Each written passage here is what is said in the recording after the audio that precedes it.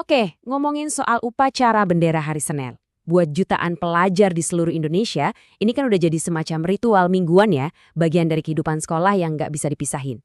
Tapi, gimana kalau ternyata ritual yang udah biasa kita lakuin ini bakal segera berubah?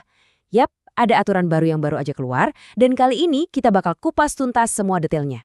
Nah, pertanyaannya sekarang, apa sih yang bakal beda di lapangan upacara setiap Senin pagi? Biar nggak nebak-nebak, yuk kita langsung lihat aja sumber aturannya. Jadi sumber perubahannya itu datang dari satu dokumen ini, Surat Edaran Nomor 4. Nah, ini dikeluarkan oleh Kementerian Pendidikan Dasar dan Menengah. Jadi, inilah pedoman resmi yang bakal jadi acuan buat sekolah-sekolah se-Indonesia. Terus, kenapa sih perlu diubah? Tujuannya apa? Nah, pemerintah ternyata pengen upacara bendera itu nggak cuma jadi rutinitas aja gitu. Mereka mau ini jadi momen yang bener-bener penting buat nanamin karakter siswa, nguatin rasa cinta tanah air, sama bangkitin semangat kebangsaan. Khususnya buat generasi muda nih. Oke, jadi spesifiknya apa aja nih yang baru? Gampangnya, surat edaran ini ngasih 3 instruksi utama buat semua sekolah. Jadi, ada 3 hal penting. Pertama, upacara Senin itu ditegesin lagi kalau itu wajib. Kedua, ada yang namanya ikrar pelajar baru yang bakal seragam di seluruh Indonesia. Dan yang ketiga, ada lagu pemersatu baru. Nah, kita bahas satu-satu ya, biar jelas. Kita mulai dari yang pertama, dan ini kayaknya yang paling kerasa langsung buat para siswa, yaitu Ikrar Pelajar Indonesia.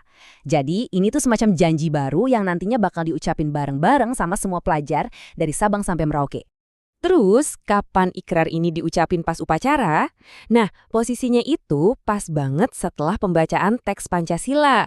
Ini strategis banget loh. Jadi kayak jembatan gitu antara ideologi negara kita, Pancasila, dengan komitmen atau janji pribadi dari setiap siswa. Nah, ini dia nih teks lengkap dari Ikrar Pelajar Indonesianya. Kalau kita lihat, isinya tuh singkat, padat, dan langsung ke intinya. Ada 5 komitmen utama yang benar-benar mendasar banget. Coba deh kita perhatiin baik-baik. Kelima janji ini tuh kayak ngebangun fondasi karakter langkah demi langkah. Dimulai dari diri sendiri dulu, yaitu tanggung jawab buat belajar dengan baik. Terus melebar ke lingkungan sosial, hormat ke orang tua, hormat ke guru, rukun sama temen.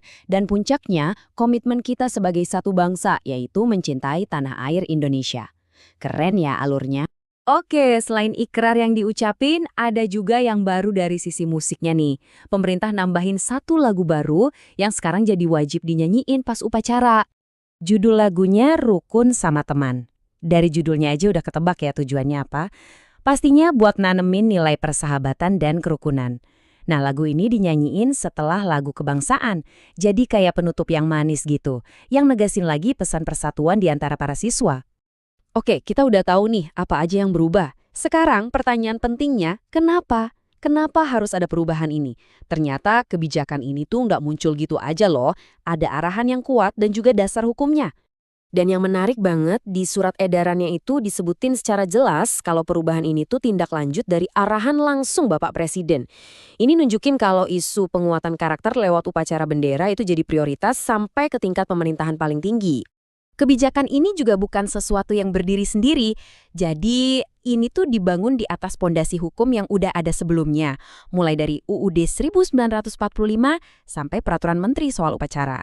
Intinya, surat edaran ini tuh bukan buat mengganti aturan lama, tapi justru buat melengkapi dan memperkuat yang udah ada.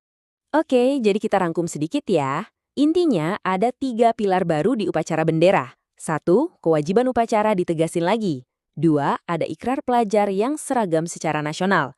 3, ada lagu pemersatu yang baru. Nah, ketiga hal ini tujuannya buat menciptakan pengalaman kebangsaan yang sama buat semua siswa dimanapun sekolahnya. Nah, ini semua ngebawa kita ke satu pertanyaan yang lebih besar ya. Coba deh bayangin, jutaan siswa setiap minggu ngucapin janji yang sama, nyanyiin lagu yang sama. Kira-kira gimana ya ritual yang seragam kayak gini nantinya bakal ngebentuk karakter dan identitas mereka sebagai satu bangsa? Ini pertanyaan yang jawabannya mungkin baru bisa kita lihat di masa yang akan datang.